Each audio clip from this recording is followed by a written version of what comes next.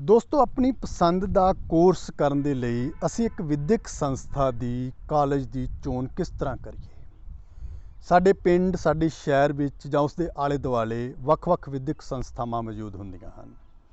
ਜਦ ਵੀ ਅਸੀਂ ਇਹਨਾਂ ਸੰਸਥਾਵਾਂ ਵਿੱਚ ਜਾਂਦੇ ਹਾਂ ਜਾਂ ਇਹਨਾਂ ਸੰਸਥਾਵਾਂ ਵੱਲੋਂ ਆਏ ਅਧਿਆਪਕ ਜਾਂ ਸਟਾਫ ਮੈਂਬਰ ਸਾਨੂੰ ਮਿਲਦੇ ਹਨ ਤਾਂ ਉਹ ਆਪੋ ਆਪਣੀ ਸੰਸਥਾ ਦੀ ਵਿਲੱਖਣਤਾ ਸਾਡੇ ਸਾਹਮਣੇ ਪੇਸ਼ ਕਰਦੇ ਹਨ। ਪਰ ਅਸੀਂ ਇਹ ਕਿਵੇਂ ਨਿਰਧਾਰਿਤ ਕਰੀਏ ਕਿ ਇੱਕ ਵਿਦਿਅਕ ਸੰਸਥਾ ਜਾਂ ਇੱਕ ਕਾਲਜ ਦਾ ਮਿਆਰ ਕਿਸ ਤਰ੍ਹਾਂ ਦਾ ਹੈ। ਇਸ ਸੰਬੰਧ ਦੇ ਵਿੱਚ ਦੋ ਤਿੰਨ ਚੀਜ਼ਾਂ ਬਹੁਤ ਜ਼ਰੂਰੀ ਨੇ। ਜੇਕਰ ਅਸੀਂ ਉਹਨਾਂ ਦੀ ਕਸੌਟੀ ਦੇ ਆਧਾਰ 'ਤੇ ਉਸ ਸੰਸਥਾ ਨੂੰ ਦੇਖੀਏ ਤਾਂ ਅਸੀਂ ਆਪਣਾ ਨਿਰਣਾ ਲੈ ਸਕਦੇ ਹਾਂ ਕਿ ਕੀ ਸਾਡੇ ਵੱਲੋਂ ਚੁਣੀ ਗਈ ਸੰਸਥਾ ਇੱਕ ਮਿਆਰੀ ਸੰਸਥਾ ਹੈ ਜਾਂ ਨਹੀਂ। ਸਭ ਤੋਂ ਪਹਿਲੀ ਗੱਲ ਇਹ ਕਿ ਸਰਕਾਰ ਵੱਲੋਂ ਕੇਂਦਰ ਸਰਕਾਰ ਵੱਲੋਂ ਕੁਝ ਅਜਿਹੀਆਂ ਏਜੰਸੀਆਂ ਹਨ ਜਿਨ੍ਹਾਂ ਵੱਲੋਂ ਨਿਯੁਕਤ ਕੀਤੀਆਂ ਗਈਆਂ ਟੀਮਾਂ ਕਿਸੇ ਸੰਸਥਾ ਦਾ ਦੌਰਾ ਕਰਨ ਤੋਂ ਬਾਅਦ ਉਸ ਦਾ ਮੁਲਾਂਕਣ ਕਰਦੀਆਂ ਨੇ, ਉਸ ਨੂੰ ਇੱਕ ਗ੍ਰੇਡ ਦਿੰਦੀਆਂ ਨੇ, ਇੱਕ ਸਕੋਰ ਦਿੰਦੀਆਂ ਨੇ। ਪਹਿਲਾਂ ਤਾਂ ਉਹ ਸੰਸਥਾ ਜੋ ਸੰਸਥਾ ਆਪਣੇ ਆਪ ਨੂੰ ਇੱਕ ਮਿਆਰੀ ਸੰਸਥਾ ਸਮਝਦੀ ਹੈ ਉਹ ਅਪਲਾਈ ਕਰਦੀ ਹੈ, ਆਪਣਾ ਬਿਨੇ ਪੱਤਰ ਦਿੰਦੀ ਹੈ ਕਿ ਆਓ ਸਾਡਾ ਮੁਲਾਂਕਣ ਕਰੋ। ਫਿਰ ਸਰਕਾਰ ਵੱਲੋਂ ਨਿਯੁਕਤ ਉਹ ਟੀਮ ਉਸ ਸੰਸਥਾ ਵਿੱਚ ਆਉਂਦੀ ਹੈ। ਉਹ ਆ ਕੇ ਉਸ ਦੇ ਸਟਾਫ ਦੀਆਂ ਪ੍ਰਾਪਤੀਆਂ, ਉਸ ਸੰਸਥਾ ਦੀਆਂ ਸਹੂਲਤਾਂ, ਉਸ ਦੇ ਵਿਦਿਆਰਥੀਆਂ ਦੀ ਕਾਰਗੁਜ਼ਾਰੀ, ਉਸ ਸੰਸਥਾ ਦੇ ਪੁਰਾਣੇ ਵਿਦਿਆਰਥੀਆਂ ਦੀਆਂ ਪ੍ਰਾਪਤੀਆਂ, ਇਹ ਸਭ ਕੁਝ ਦੇਖਣ ਤੋਂ ਬਾਅਦ ਉਹ ਟੀਮ ਉਸ ਸੰਸਥਾ ਨੂੰ ਇੱਕ ਗ੍ਰੇਡ ਤੇ ਸਕੋਰ ਦੇ ਕੇ ਜਾਂਦੀ ਹੈ। ਕਿਸੇ ਸੰਸਥਾ ਦਾ ਗ੍ਰੇਡ A ਹੈ, ਕਿਸੇ ਦਾ B ਹੈ। ਸਕੋਰ ਵੀ ਵੱਖ-ਵੱਖ ਹੁੰਦਾ ਹੈ। A ਗ੍ਰੇਡ ਦੇ ਵਿੱਚ, B ਗ੍ਰੇਡ ਦੇ ਵਿੱਚ ਸੰਸਥਾਵਾਂ ਦਾ ਵੱਖ-ਵੱਖ ਸਕੋਰ ਹੁੰਦਾ ਹੈ। ਤਾਂ ਪਹਿਲੀ ਗੱਲ ਇਹ ਹੈ ਕਿ ਜਦ ਵੀ ਸਾਨੂੰ ਕਿਸੇ ਕਾਲਜ ਜਾਂ ਵਿਦਿਅਕ ਸੰਸਥਾ ਵੱਲੋਂ ਆਏ ਟੀਚਰ ਮਿਲਦੇ ਨੇ ਜਾਂ ਅਸੀਂ ਉੱਥੇ ਜਾਂਦੇ ਹਾਂ ਤਾਂ ਅਸੀਂ ਪਹਿਲੀ ਗੱਲ ਇਹ ਪੁੱਛੀਏ ਕਿ ਕੀ ਇਹ ਕਾਲਜ ਜਾਂ ਵਿਦਿਅਕ ਸੰਸਥਾ ਦਾ ਮੁਲਾਂਕਣ ਹੋ ਚੁੱਕਿਆ, ਕਿ ਇਸ ਨੂੰ ਇੱਕ ਟੀਮ ਨੇ ਵਿਜ਼ਿਟ ਕਰਨ ਤੋਂ ਬਾਅਦ ਕੋਈ ਸਕੋਰ ਜਾਂ ਗ੍ਰੇਡ ਦਿੱਤਾ, ਅਤੇ ਜੇ ਸਕੋਰ ਜਾਂ ਗ੍ਰੇਡ ਦਿੱਤਾ ਤਾਂ ਉਹ ਗ੍ਰੇਡ ਕੀ ਹੈ, A ਆ, B ਹੈ। ਉਸ ਸੰਸਥਾ ਦਾ ਸਕੋਰ ਕਿੰਨਾ ਹੈ, 2 ਪੁਆਇੰਟ ਕੁਛ ਆ, 3 ਪੁਆਇੰਟ ਕੁਛ ਆ, ਕਿੰਨਾ ਸਕੋਰ ਹੈ। ਆਮ ਕਰਕੇ ਇਹ ਸਕੋਰ 4 ਦੇ ਵਿੱਚੋਂ ਹੁੰਦਾ ਕਿ 4 ਦੇ ਵਿੱਚੋਂ ਉਸ ਦਾ ਕਿੰਨਾ ਸਕੋਰ ਹੈ। ਤਾਂ ਜੇਕਰ ਅਸੀਂ ਜਿਸ ਸੰਸਥਾ ਨੂੰ ਅਸੀਂ ਚੋਣ ਕਰ ਰਹੇ ਹਾਂ, ਜਿਸ ਸੰਸਥਾ ਦੀ, ਜੇ ਅਸੀਂ ਇਹ ਦੇਖ ਲਈਏ ਕਿ ਉਸ ਦਾ ਮੁਲਾਂਕਣ ਹੋ ਚੁੱਕਿਆ ਅਤੇ ਉਸ ਦਾ ਗ੍ਰੇਡ ਇਹ ਹੈਗਾ ਅਤੇ ਉਹਦਾ ਗ੍ਰੇਡ ਦੇ ਵਿੱਚ ਸਕੋਰ ਇਹ ਹੈਗਾ, ਤਾਂ ਅਸੀਂ ਵੱਖ-ਵੱਖ ਸੰਸਥਾਵਾਂ ਦਾ ਇੱਕ ਦੂਸਰੇ ਨਾਲ ਮੁਕਾਬਲਾ ਕਰਕੇ ਅਸੀਂ ਇਹ ਨਿਰਧਾਰਿਤ ਕਰ ਸਕਦੇ ਹਾਂ ਕਿ ਇਹਨਾਂ ਦੇ ਵਿੱਚੋਂ ਜਿਹੜੀ ਕਿਹੜੀ ਸੰਸਥਾ ਹੈ ਉਸ ਦਾ ਮਿਆਰ ਦੂਸਰੀ ਨਾਲੋਂ ਉੱਚਾ ਹੈ। ਦੋਸਤੋ ਇਹ ਯਾਦ ਰੱਖੋ ਕਿ ਸੰਸਥਾਵਾਂ ਸਿਰਫ ਬਾਹਰੋਂ ਦਿਖਦੇ ਰੰਗ ਰੋਗਨ ਜਾਂ ਉੱਥੇ ਲੱਗੇ AC ਜਾਂ ਥੋੜ੍ਹੇ ਜਿਹੇ ਪੋਲੇ ਨਰਮ ਫਰਨੀਚਰ ਦੇ ਨਾਲ ਨਹੀਂ ਜਾਣੀਆਂ ਜਾਂਦੀਆਂ। ਸੰਸਥਾਵਾਂ ਦੇ ਮੁਲਾਂਕਣ ਦੇ ਲਈ ਬਕਾਇਦਾ ਬਹੁਤ ਸਖਤ ਮਾਪਦੰਡ ਨੇ ਔਰ ਸਰਕਾਰ ਵੱਲੋਂ ਨਿਯੁਕਤ ਕੀਤੀ ਗਈ ਉਹ ਟੀਮ ਉਹਨਾਂ ਮਾਪਦੰਡਾਂ ਦੇ ਆਧਾਰ 'ਤੇ ਉਸ ਸੰਸਥਾ ਦਾ ਮੁਲਾਂਕਣ ਕਰਦੀ ਹੈ। ਤਾਂ ਸਭ ਤੋਂ ਪਹਿਲਾਂ ਤਾਂ ਅਸੀਂ ਖੁਦ ਜਾਈਏ, ਚਾਹੇ ਉਹਨਾਂ ਦੀ ਵੈੱਬਸਾਈਟ 'ਤੇ ਜਾ ਕੇ ਦੇਖੀਏ ਜਾਂ ਉਸ ਸੰਸਥਾ ਵੱਲੋਂ ਆਏ ਅਧਿਆਪਕਾਂ ਨੂੰ ਅਸੀਂ ਮੌਕੇ 'ਤੇ ਪੁੱਛੀਏ ਕਿ ਹਾਂਜੀ ਤੁਹਾਡੀ ਸੰਸਥਾ ਬਹੁਤ ਵਧੀਆ, ਤੁਸੀਂ ਸਾਨੂੰ ਇਹ ਦੱਸੋ ਕਿ ਕੀ ਇਸ ਦਾ ਐਕ੍ਰੈਡੀਟੇਸ਼ਨ ਅਸੈਸਮੈਂਟ, ਇਸ ਦਾ ਮੁਲਾਂਕਣ ਹੋ ਚੁੱਕਿਆ। ਜੇ ਮੁਲਾਂਕਣ ਹੋ ਚੁੱਕਿਆ ਤਾਂ ਇਸ ਦਾ ਗ੍ਰੇਡ ਕੀ ਹੈ ਅਤੇ ਇਸ ਦਾ ਸਕੋਰ ਕੀ ਹੈ। ਦੂਸਰੀ ਅਹਿਮ ਗੱਲ ਕਿ ਤੁਸੀਂ ਉਸ ਸੰਸਥਾ ਦੀ ਵੈੱਬਸਾਈਟ 'ਤੇ ਜਾਓ ਔਰ ਵੈੱਬਸਾਈਟ ਉੱਪਰ ਜਾ ਕੇ ਇਹ ਵੇਖੋ ਕਿ ਜਿਹੜਾ ਕੋਰਸ ਤੁਸੀਂ ਕਰ ਰਹੇ ਹੋ ਉਸ ਕੋਰਸ ਦੇ ਨਾਲ ਸੰਬੰਧਿਤ ਫੈਕਲਟੀ ਵਿੱਚ ਕੌਣ ਸ਼ਾਮਲ ਹੈ। ਮੇਰਾ ਭਾਵ ਇਹ ਹੈ ਕਿ ਤੁਹਾਡੇ ਕੋਰਸ ਨਾਲ ਜੁੜੇ ਹੋਏ ਟੀਚਰ ਸਾਹਿਬਾਨ ਦੀ ਪ੍ਰੋਫਾਈਲ ਨੂੰ ਦੇਖੋ, ਉਹਨਾਂ ਦਾ ਅਧਿਆਪਨ ਤਜਰਬਾ ਕੀ ਹੈ, ਉਹਨਾਂ ਦੀ ਵਿਦਿਅਕ ਯੋਗਤਾ ਕੀ ਹੈ, ਉਹਨਾਂ ਦੀ ਨੇਚਰ ਆਫ ਅਪੁਆਇੰਟਮੈਂਟ ਕੀ ਹੈ। ਤਾਂ ਉੱਥੋਂ ਤੁਸੀਂ ਇਹ ਅੰਦਾਜ਼ਾ ਲਗਾ ਸਕਦੇ ਹੋ ਕਿ ਕਿਸ ਤਰ੍ਹਾਂ ਦੇ ਅਧਿਆਪਕ ਤੁਹਾਨੂੰ ਉਸ ਕੋਰਸ ਦੇ ਲਈ ਉਸ ਸੰਸਥਾ ਵੱਲੋਂ ਮੁਹੱਈਆ ਕਰਵਾਏ ਜਾ ਰਹੇ ਹਨ। ਜਿਸ ਸੰਸਥਾ ਵਿੱਚ ਚੰਗੇ ਤਜਰਬੇਕਾਰ, ਚੰਗੀ ਯੋਗਤਾ ਰੱਖਣ ਵਾਲੇ ਨਿਪੁੰਨ ਅਧਿਆਪਕ ਹੋਣਗੇ, ਜ਼ਾਹਰ ਹੈ ਕਿ ਉੱਥੇ ਤੁਸੀਂ ਉਸ ਕੋਰਸ ਨੂੰ ਵਧੇਰੇ ਫਲਦਾਇਕ ਰੂਪ ਦੇ ਵਿੱਚ ਪੂਰਾ ਕਰ ਸਕੋਗੇ। ਤੁਹਾਨੂੰ ਇਹ ਹੈਰਾਨੀ ਹੋਏਗੀ ਕਿ ਬਹੁਤ ਸਾਰੀਆਂ ਸੰਸਥਾਵਾਂ ਤੁਹਾਡੇ ਆਲੇ ਦੁਆਲੇ ਵਿੱਚ ਅਜਿਹੀਆਂ ਮਿਲਣਗੀਆਂ ਜੋ ਆਪਣੀ ਪ੍ਰੋਫਾਈਲ ਨੂੰ, ਆਪਣੇ ਇਮੇਜ ਨੂੰ ਵਧਾ ਚੜਾ ਕੇ ਦੱਸਣਗੀਆਂ, ਪਰੰਤੂ ਜਦ ਤੁਸੀਂ ਜਾ ਕੇ ਉਹਨਾਂ ਦੀ ਵੈੱਬਸਾਈਟਸ ਦੇ ਉੱਪਰ ਸਰਚ ਕਰੋਗੇ ਤਾਂ ਹੋ ਸਕਦਾ ਹੈ ਕਿ ਉਹਨਾਂ ਦੀ ਵੈੱਬਸਾਈਟਸ ਦੇ ਉੱਪਰ ਤੁਹਾਡੇ ਵੱਲੋਂ ਕੀਤੇ ਜਾ ਰਹੇ ਕੋਰਸਾਂ ਸੰਬੰਧੀ ਫੈਕਲਟੀ ਜਾਂ ਟੀਚਰਸ ਦਾ ਵੇਰਵਾ ਤੁਹਾਨੂੰ ਪ੍ਰਾਪਤ ਹੀ ਨਾ ਹੋਵੇ। ਉਸ ਦਾ ਕਾਰਨ ਇਹੀ ਹੁੰਦਾ ਹੈ ਕਿ ਉਹਨਾਂ ਕੋਲ ਉਸ ਤਰ੍ਹਾਂ ਦੇ ਪੱਕੇ ਸਥਾਈ ਤਜਰਬੇਕਾਰ ਸਟਾਫ ਨਹੀਂ ਹੁੰਦਾ। ਤੇ ਜਿੱਥੇ ਇਸ ਤਰ੍ਹਾਂ ਢੁਕਵਾਂ ਸਟਾਫ ਕਹਿ ਲਓ ਜਾਂ ਨਿਪੁੰਨ ਸਟਾਫ ਨਾ ਹੋਵੇ ਤਾਂ ਤੁਸੀਂ ਸਮਝ ਸਕਦੇ ਹੋ ਕਿ ਉੱਥੇ ਤੁਹਾਡੇ ਉਸ ਕੋਰਸ ਦਾ ਚਾਹੇ ਉਹ ਕਿੰਨਾ ਵੀ ਫੈਂਸੀ ਬਣਾ ਕੇ ਕਿਉਂ ਨਾ ਪੇਸ਼ ਕੀਤਾ ਗਿਆ ਹੋਵੇ, ਕਿੰਨਾ ਵੀ ਵਧੀਆ ਬਣਾ ਕੇ ਪੇਸ਼ ਨਾ ਕੀਤਾ ਗਿਆ ਹੋਵੇ ਤੁਹਾਡੇ ਸਾਹਮਣੇ, ਤੁਸੀਂ ਹਿਸਾਬ ਲਗਾ ਸਕਦੇ ਹੋ ਕਿ ਤੁਹਾਨੂੰ ਉਸ ਦੇ ਵਿੱਚੋਂ ਅਲਟੀਮੇਟਲੀ ਕੀ ਪ੍ਰਾਪਤ ਹੋਣ ਵਾਲਾ ਹੈ। ਤੀਸਰੀ ਗੱਲ ਕਿ ਉਸ ਸੰਸਥਾ ਦਾ ਮੁਲਾਂਕਣ, ਉਸ ਦੇ ਅਧਿਆਪਕ ਜਾਂ ਫੈਕਲਟੀ ਦੀ ਪ੍ਰੋਫਾਈਲ, ਤੇ ਤੀਸਰੇ ਨੰਬਰ ਤੇ ਦੇਖੋ ਕਿ ਜਿਹੜਾ ਤੁਸੀਂ ਕੋਰਸ ਕਰ ਰਹੇ ਹੋ ਉਸ ਦੇ ਨਾਲ ਸੰਬੰਧਿਤ ਇਨਫਰਾਸਟ੍ਰਕਚਰ ਕੀ ਹੈ। ਮਿਸਾਲ ਵਜੋਂ ਜੇਕਰ ਮੈਂ ਕਿਸੇ ਕਾਲਜ ਦੇ ਵਿੱਚ ਕੋਈ BSc ਦਾ ਪ੍ਰੋਗਰਾਮ ਕਰਨ ਜਾ ਰਿਹਾ, BCA ਦਾ ਪ੍ਰੋਗਰਾਮ ਕਰਨ ਜਾ ਰਿਹਾ, ਕੋਈ IT ਰਿਲੇਟਡ ਪ੍ਰੋਗਰਾਮ ਕਰਨ ਜਾ ਰਿਹਾ, ਕੀ ਮੈਨੂੰ ਉੱਥੇ ਉਸ ਪ੍ਰੋਗਰਾਮ ਦੇ ਨਾਲ ਰਿਲੇਟਡ ਲੈਬੋਰਟਰੀਜ਼ ਹਨ, ਇੰਟਰਨੈਟ ਫੈਸਿਲਿਟੀ ਹੈ, ਇਕਵਿਪਮੈਂਟ ਹੈ, ਕਿਸ ਦਰਜੇ ਦਾ ਇਕਵਿਪਮੈਂਟ ਹੈ, ਕੀ ਉੱਥੇ ਉਹ ਪੂਰਾ ਇਨਫਰਾਸਟ੍ਰਕਚਰ ਹੈ। ਤੁਸੀਂ ਜਾਓ ਉਸ ਕਾਲਜ ਨੂੰ ਵਿਜ਼ਿਟ ਕਰੋ, ਫੈਕਲਟੀ ਨੂੰ ਮਿਲੋ, ਉਹਨਾਂ ਨੂੰ ਕਹੋ ਕਿ ਸਾਨੂੰ ਤੁਹਾਡੀਆਂ ਲੈਬਸ ਦਿਖਾਓ। ਤੁਹਾਨੂੰ ਖੁਦ ਪਤਾ ਲੱਗ ਜਾਏਗਾ ਕਿ ਉਹਨਾਂ ਦੀਆਂ ਲੈਬਸ ਦੇ ਵਿੱਚ ਜਾਂ ਉਹਨਾਂ ਦੀਆਂ ICT ਲੈਬਸ ਦੇ ਵਿੱਚ ਕੀ ਤੁਹਾਡੇ ਕੋਰਸ ਦੇ ਨਾਲ ਰਿਲੇਟਡ ਵਾਕਿਆ ਹੀ ਇੱਕ ਦਰਜੇ ਦਾ, ਇੱਕ ਵਧੀਆ ਦਰਜੇ ਦਾ ਇਨਫਰਾਸਟ੍ਰਕਚਰ ਉਹਨਾਂ ਕੋਲ ਹੈ। ਚੌਥੀ ਗੱਲ, ਤੁਹਾਡੇ ਕੋਰਸ ਨਾਲ ਜੁੜੇ ਇਨਫਰਾਸਟ੍ਰਕਚਰ ਤੋਂ ਇਲਾਵਾ ਇਹ ਦੇਖੋ ਕਿ ਉੱਥੇ ਸਟੂਡੈਂਟਸ ਦੀ ਲਰਨਿੰਗ ਦੇ ਲਈ ਹੋਰ ਇੰਤਜ਼ਾਮ, ਜਿਨ੍ਹਾਂ ਦੇ ਵਿੱਚ ਮੁੱਖ ਰੂਪ ਦੇ ਵਿੱਚ ਹੈ ਲਾਇਬ੍ਰੇਰੀ ਸੇਵਾਵਾਂ। ਕਿਸ ਤਰ੍ਹਾਂ ਦੀ ਹੈ ਲਾਇਬ੍ਰੇਰੀ? ਕਿ ਉਹ ਲਾਇਬ੍ਰੇਰੀ ਰਿਚਲੀ ਸਟਾਕਡ ਹੈ? ਕਿ ਉਸ ਲਾਇਬ੍ਰੇਰੀ ਦੇ ਵਿੱਚ ਕੋਈ ਲੈਂਗੁਏਜ ਲੈਬ ਹੈ?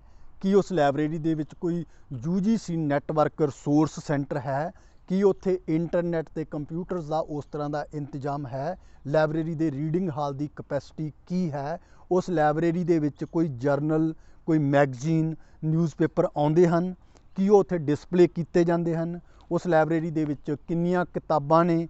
ਕੀ ਉਸ ਲਾਇਬ੍ਰੇਰੀ ਦੇ ਵਿੱਚੋਂ ਵਿਦਿਆਰਥੀ ਕਿਤਾਬਾਂ ਲੈ ਕੇ ਵੀ ਜਾਂਦੇ ਨੇ, ਵਿਦਿਆਰਥੀਆਂ ਨੂੰ ਮਿਲਦੀਆਂ ਵੀ ਨੇ ਕਿਤਾਬਾਂ, ਜਾਂ ਸਿਰਫ ਉੱਥੇ ਅਲਮਾਰੀਆਂ ਦੇ ਵਿੱਚ ਹੀ ਉਹ ਕਿਤਾਬਾਂ ਰੱਖੀਆਂ ਹੋਈਆਂ ਨੇ?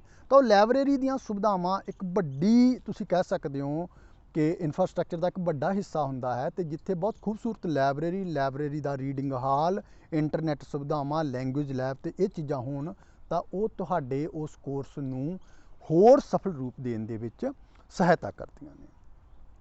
ਪੰਜਵੀਂ ਗੱਲ, ਤੁਸੀਂ ਇਹ ਦੇਖ ਸਕਦੇ ਹੋ ਕਿ ਜੇ ਮੰਨ ਲਓ ਜੇਕਰ ਇਸੇ ਤਰ੍ਹਾਂ ਹੀ ਇਨਫਰਾਸਟ੍ਰਕਚਰ ਦੇ ਵਿੱਚ ਆਪਾਂ ਕਹਿ ਸਕਦੇ ਹਾਂ ਕਿ ਤੁਸੀਂ ਲੈ ਰਹੇ ਹੋ ਸਬਜੈਕਟ ਫਿਜ਼ੀਕਲ ਐਜੂਕੇਸ਼ਨ ਦਾ, ਤੇ ਤੁਸੀਂ ਇਹ ਦੇਖੋ ਕਿ ਉਸ ਸੰਸਥਾ ਦੇ ਕੋਲ ਗਰਾਊਂਡ ਹੈਗੇ, ਕੋਈ ਉਹਨਾਂ ਕੋਲ ਆਊਟਡੋਰ ਜਿਮ ਹੈ, ਕੋਈ ਜਿਮਨੇਜ਼ੀਅਮ ਹਾਲ ਹੈ, ਕੋਈ ਇਨਡੋਰ ਕੋਰਟਸ ਹੈਗੇ ਨੇ ਫੈਸਿਲਿਟੀਜ਼, ਕੋਈ ਆਊਟਡੋਰ ਦੇ ਵਿੱਚ ਵਾਲੀਬਾਲ ਦੇ ਪ੍ਰੈਕਟਿਸ ਗਰਾਊਂਡਸ ਹੈਗੇ ਨੇ, ਕੋਈ ਕ੍ਰਿਕਟ ਦੀ ਪਿੱਚ ਹੈ, ਹਾਕੀ ਦੇ ਗਰਾਊਂਡ ਹੈਗੇ ਨੇ, ਕੋਈ ਸਟੇਡੀਅਮ ਹੈ ਉਹਨਾਂ ਦੇ ਕੋਲ, ਕੋਈ ਟਰੈਕ ਹੈ।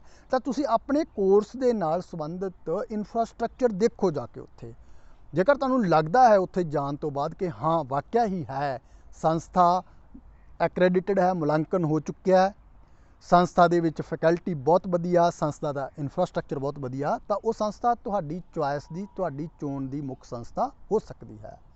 ਆਖਰੀ ਜੋ ਪੁਆਇੰਟ ਮੈਂ ਉਹ ਦੱਸਣਾ ਚਾਹਾਂਗਾ ਕਿ ਇਸ ਤੋਂ ਵੀ ਇੱਕ ਵੱਡੀ ਕਸੌਟੀ ਹੈ ਕਿ ਉਸ ਸੰਸਥਾ ਦੀ ਐਲੂਮਨੀ ਐਸੋਸੀਏਸ਼ਨ ਬਾਰੇ ਜ਼ਰੂਰ ਪੁੱਛੋ। ਐਲੂਮਨੀ ਐਸੋਸੀਏਸ਼ਨ ਤੋਂ ਮੇਰਾ ਭਾਵ ਹੈ ਕਿ ਸੰਸਥਾ ਦੇ ਪੁਰਾਣੇ ਵਿਦਿਆਰਥੀਆਂ ਦਾ ਸਮੂਹ, ਕਿ ਉਸ ਸੰਸਥਾ ਦੇ ਵਿੱਚੋਂ ਵੱਖ-ਵੱਖ ਕੋਰਸ ਕਰਕੇ ਗਏ ਵਿਦਿਆਰਥੀ ਅੱਗੇ ਜਾ ਕੇ ਭਵਿੱਖ ਦੇ ਵਿੱਚ ਉਹਨਾਂ ਨੇ ਆਪਣਾ ਕਿਸ ਤਰ੍ਹਾਂ ਸਥਾਨ ਬਣਾਇਆ। ਉਹਨਾਂ ਵਿੱਚੋਂ ਕੋਈ ਰਾਜਨੀਤੀ 'ਚ ਗਿਆ, ਕੋਈ ਪ੍ਰਸ਼ਾਸਨ 'ਚ ਗਿਆ, ਕੋਈ ਅਧਿਆਪਨ ਦੇ ਵਿੱਚ ਗਿਆ, ਕੋਈ ਖੇਡਾਂ ਦੇ ਵਿੱਚ ਗਿਆ, ਕੋਈ ਡਿਫੈਂਸ ਸਰਵਿਸਿਜ਼ ਦੇ ਵਿੱਚ ਗਿਆ। ਕਿੰਨਾ ਖੇਤਰਾਂ ਦੇ ਵਿੱਚ ਉਸ ਸੰਸਥਾ ਦੇ ਵਿਦਿਆਰਥੀ ਗਏ, ਉਹਨਾਂ ਨੇ ਮੱਲਾਂ ਮਾਰੀਆਂ ਤੇ ਅੱਜ ਵੀ ਉਹ ਉਹਨਾਂ ਸਥਾਨ ਦੇ ਉੱਪਰ ਬੈਠੇ ਉਸ ਸੰਸਥਾ ਦਾ ਨਾਮ ਰੌਸ਼ਨ ਕਰ ਰਹੇ ਨੇ। ਤਾਂ ਕੁੱਲ ਮਿਲਾ ਕੇ ਅਸੀਂ ਇਹ ਕਹਿ ਸਕਦੇ ਹਾਂ ਕਿ ਜੇਕਰ ਤੁਸੀਂ ਕਿਸੇ ਸੰਸਥਾ ਦੀ ਸਹੀ ਚੋਣ ਕਰਨੀ ਆ ਤਾਂ ਨੰਬਰ 1 ਤੁਸੀਂ ਦੇਖੋ ਕਿ ਕੀ ਉਹ ਨੈਸ਼ਨਲ ਲੈਵਲ ਤੇ ਐਕ੍ਰੈਡਿਟਡ ਹੈ, ਉਸ ਦਾ ਮੁਲਾਂਕਣ ਹੋ ਚੁੱਕਿਆ ਤਾਂ ਉਸ ਦਾ ਸਕੋਰ ਕੀ ਹੈ, ਉਸ ਦਾ ਗ੍ਰੇਡ ਕੀ ਹੈ। ਨੰਬਰ 2, ਉਸ ਦੀ ਫੈਕਲਟੀ ਦਾ ਤਜਰਬਾ, ਉਹਨਾਂ ਦੀ ਯੋਗਤਾ ਦੇਖੋ ਉਹਨਾਂ ਦੀ ਵੈਬਸਾਈਟ ਤੇ ਜਾ ਕੇ। ਨੰਬਰ 3, ਇਹ ਦੇਖੋ ਤੁਹਾਡੇ ਕੋਰਸ ਨਾਲ ਜੁੜਿਆ ਹੋਇਆ ਇਨਫਰਾਸਟ੍ਰਕਚਰ। ਨੰਬਰ 4, ਦੇਖੋ ਹੋਰ ਵਿਦਿਆਰਥੀ ਸਹੂਲਤਾਂ, ਸਕਾਲਰਸ਼ਿਪਸ, ਉਸ ਦੇ ਕਾਮਨ ਰੂਮਸ, ਕੈਫੇਟੇਰੀਆ, ਲੌਨਸ, ਇਹ ਸਭ ਕੁਝ ਦੇਖੋ। ਤੇ ਨੰਬਰ 5 ਤੇ ਦੇਖੋ ਕਿ ਸੰਸਥਾ ਦੀ ਐਲੂਮਨੀ ਐਸੋਸੀਏਸ਼ਨ ਜਿਹੜੀ ਇਸ ਚੀਜ਼ ਦੀ ਗਵਾਹੀ ਭਰੇਗੀ ਕਿ ਵਾਕਿਆ ਹੀ ਕਿ ਸੰਸਥਾ ਨੇ ਉਹਨਾਂ ਦੇ ਭਵਿੱਖ ਨੂੰ ਉਜਵਲ ਬਣਾਉਣ ਵਿੱਚ ਯੋਗਦਾਨ ਪਾਇਆ ਹੈ ਜਾਂ ਨਹੀਂ। ਇਹਨਾਂ ਕਸੌਟੀਆਂ ਦੇ ਆਧਾਰ ਤੇ ਤੁਸੀਂ ਇਹ ਫੈਸਲਾ ਲੈ ਸਕਦੇ ਹੋ ਕਿ ਤੁਹਾਡੇ ਲਈ ਬਿਹਤਰ ਸੰਸਥਾ, ਇੱਕ ਚੰਗੇ ਮਿਆਰ ਦੀ ਸੰਸਥਾ ਕਿਹੜੀ ਸੰਸਥਾ ਹੈ।